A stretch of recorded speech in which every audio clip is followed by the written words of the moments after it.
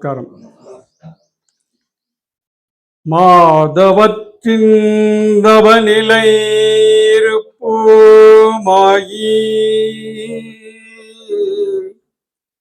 மதியாயி பதியாயி மனவாக்கெட்டா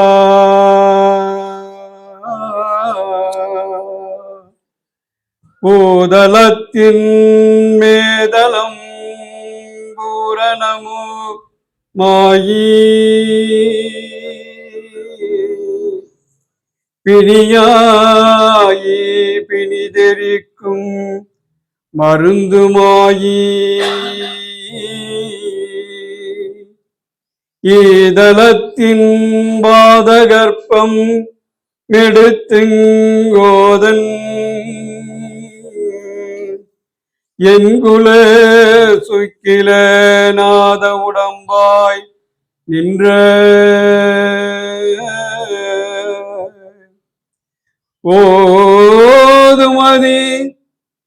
ஓதுமதி வேதகலை வாணி என்றன் உலங்குளிர நாவி நின்று முழங்கும் காப்பே.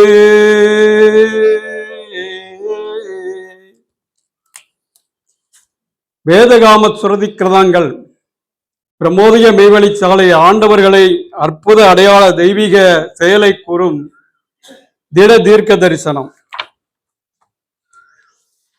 மெய்மதத்தை விட்டு போனவனின் உள்ளம் தீங்கான கொடூரமான ஆவியினால் பீடிக்கப்பட்டு இருக்கிறது.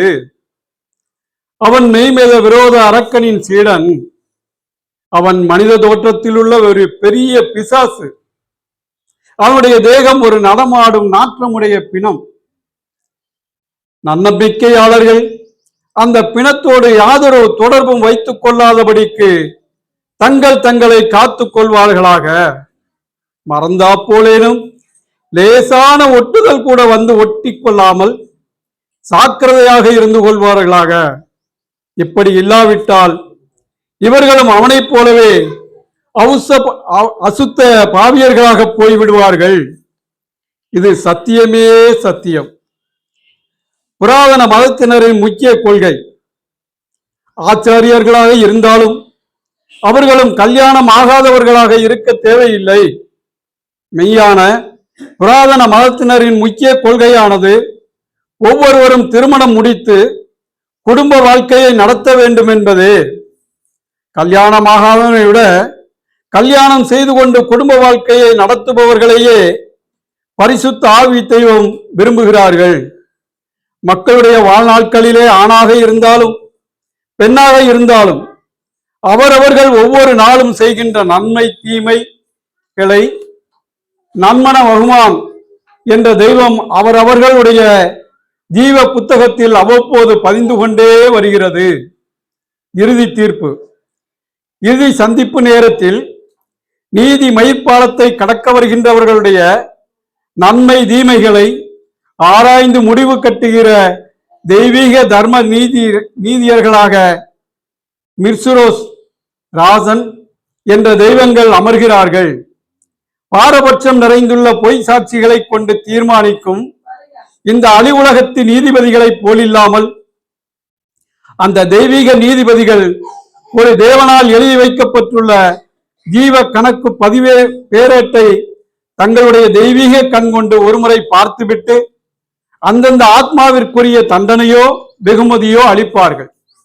ராசன் என்ற தெய்வம் அந்த நீதிலே தராசை தன் கையில் பிடித்து நன்னறியாளராக இருந்தாலும் வஞ்சகனாக இருந்தாலும் அரசனாக இருந்தாலும் ஏழை குடியானவனாக இருந்தாலும் எல்லோருக்கும் பாரபட்சமின்றி ஒரு மயிலை கூட பெறாதபடி அவரவர் செய்த நன்மை தீமைகளை நிறுவை செய்கிறார்கள். அநீதிக்கும் பாரபட்சத்திற்கும் அந்த தெய்வ நீதிமன்றத்தில் இடமே கிடையாது. அந்த தீர்ப்பு அவ்வளவு கண்டிப்பான திட்டமான நீதியாக இருக்கும். ஒருவன் எந்த ஒரு பாவத்தை குறித்து வருந்தி மன்னிப்பு தேடிக்கொண்ட பாவத்தினை பேரட்டில் எழுதப்பெற்றிருப்பின் அதை அடிக்க பெற்று கணக்கிற்கு வராமலே ஆக்கப்பெற்றிருக்கும்.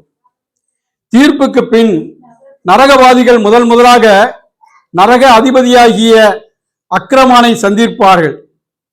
நரகாபதி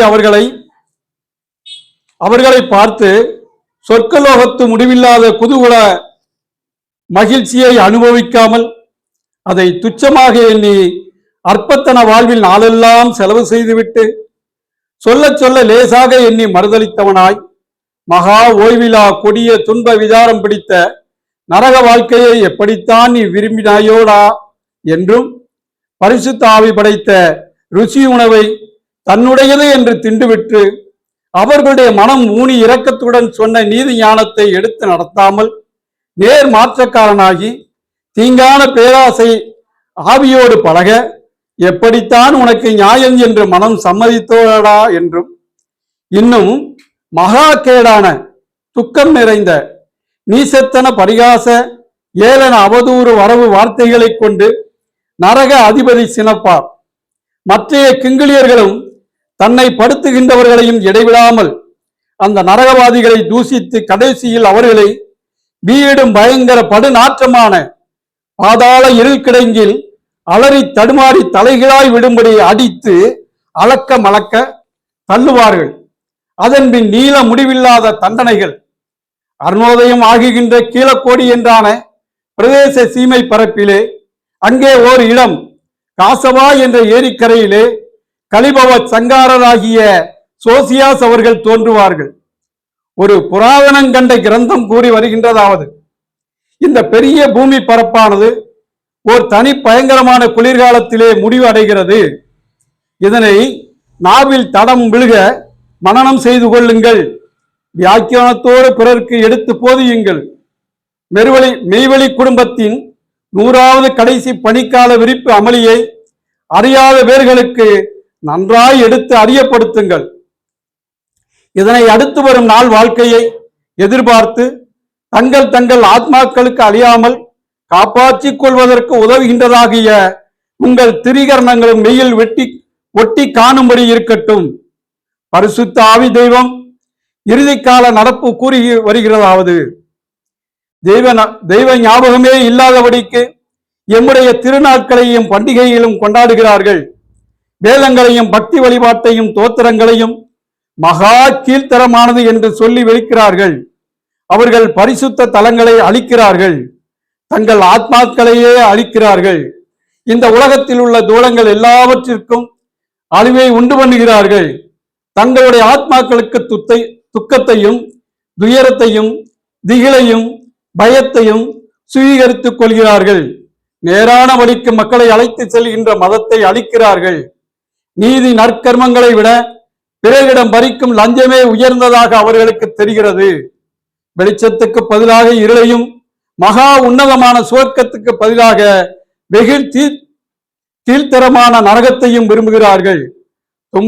துன்பங்களையும் கஷ்டங்களையும் நாளுக்கு நாள் விரைவு செய்கிறார்கள். சிங்கத்தை போலவும் ஓநாயை போலவும் இருக்கின்ற அவர்கள் பாய்ந்து சீறி கடிக்க வருகின்ற ஒரு பாம்பை விட அதிக விரைவில் அடித்துக் கொள்ளப்பட வேண்டியவர்களாக இருக்கின்றார்கள் என்று நாம் உமக்காக சொல்லுகிறோம் என்று நமது குலதெய்வம் பிரம்மபிரகாச மெய்வழி சாலை ஆண்டவர்களை குறித்து திட தீர்க்க சிறிதனம் மீண்டும் தொடரும். நமஸ்காரம், அனைவருக்கும் நமஸ்காரம்.